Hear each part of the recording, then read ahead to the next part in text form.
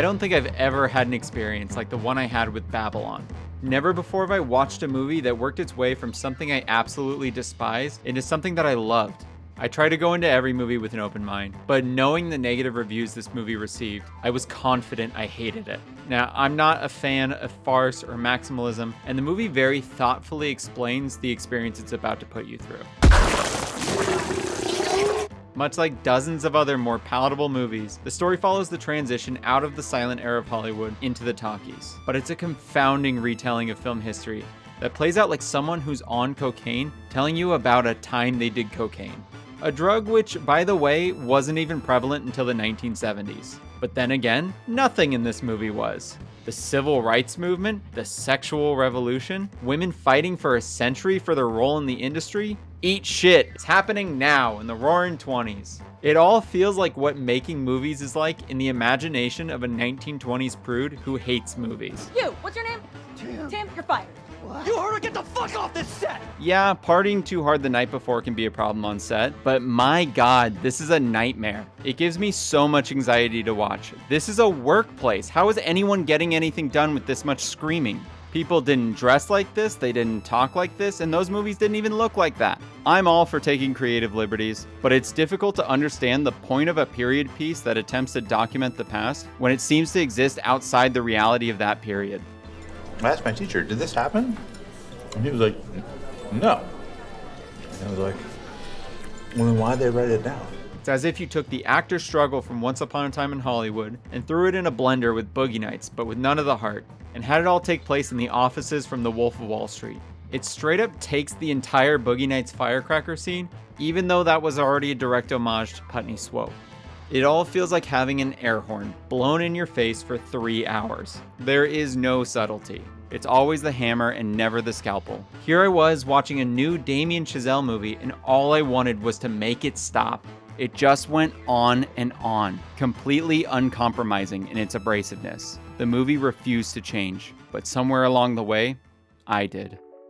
After so long, I couldn't do anything but giggle at how relentlessly insane it was. Every moment that I was ready to turn it off, it reminded me of just how fucking crazy it is, and I couldn't look away.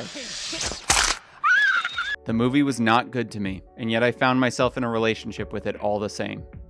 There's that story we hear from an earlier era where it was treated as cute when a guy would ask out a girl, and she said no, so he just keeps trying again and again until she says yes. At the time, the persistence seems sweet, I guess, but looking back, it's a pretty problematic way to just shove yourself into someone's life. Watching Babylon is a lot like those relationships. It's deeply unhealthy, but when you're in the heat of it, it's intoxicating. It's so crass and ridiculous that it left me completely vulnerable when the movie slows down and shows you something touching. You can only be bludgeoned so many times before you forget subtlety as a concept that ever existed.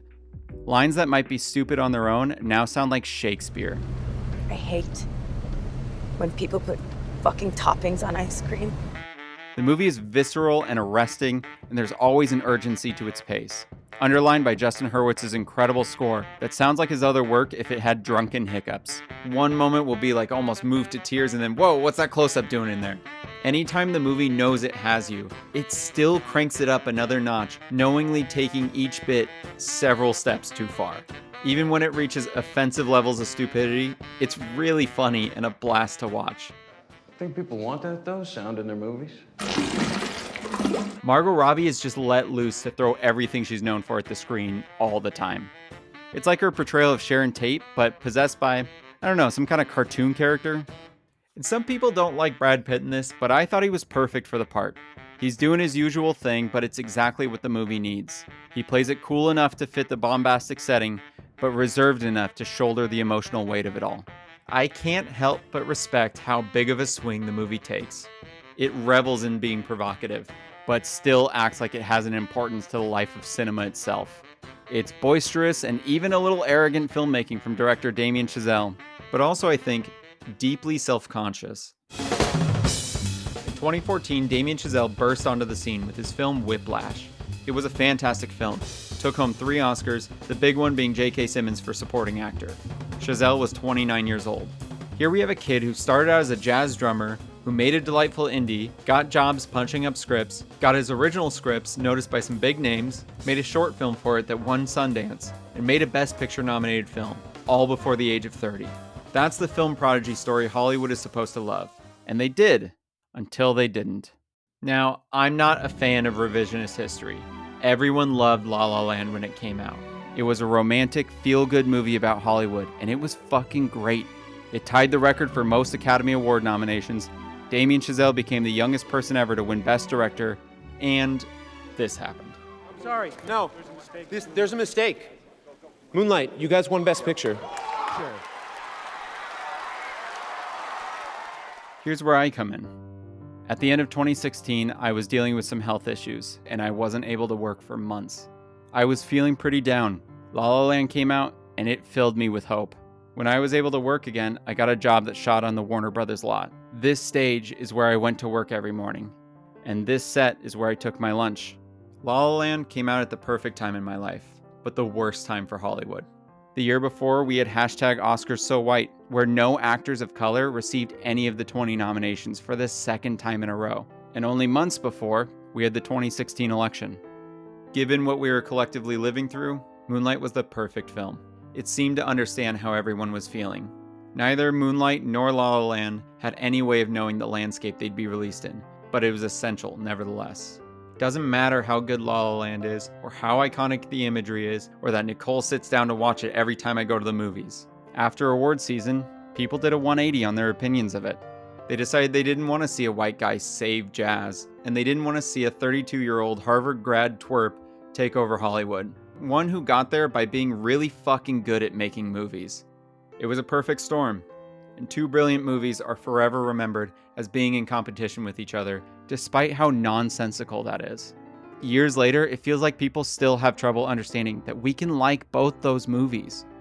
I say all this because Babylon feels like it was born from the flames of that debacle. It may have been a script Chazelle had for years, but in execution, it seems completely reactionary to the criticism he faced at the time. La La Land was all about the excitement of hopes and dreams as they become a reality, and recognizing the moments that have passed and the ones still to come. It's a fanciful view of the good side of Hollywood. Babylon is just as fantastical, but more about drugs and orgies. Oh, you didn't like feeling good about movies? Well, how about I make you feel bad about them and I make it 3 hours long? For every bit of love felt for the industry in La La Land, Chazelle matched it with everything awful about it.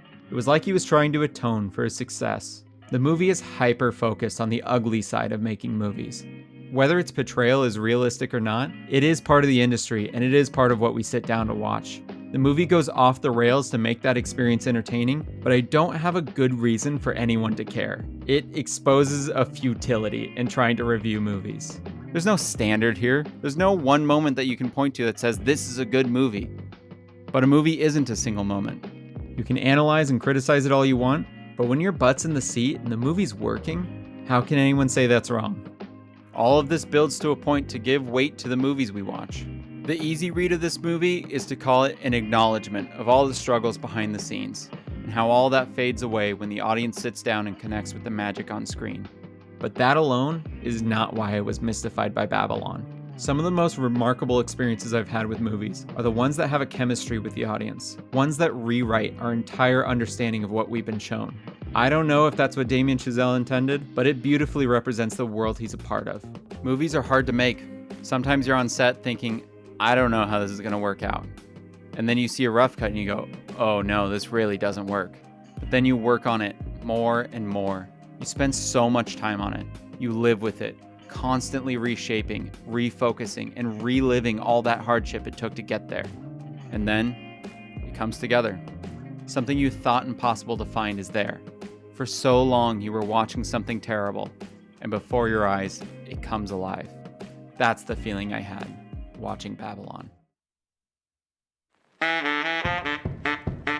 Hi, this video is brought to you by literally just me. I'm just starting out, so every individual subscriber or like makes my day. So please subscribe to the channel, smash that like button, and look forward to more videos.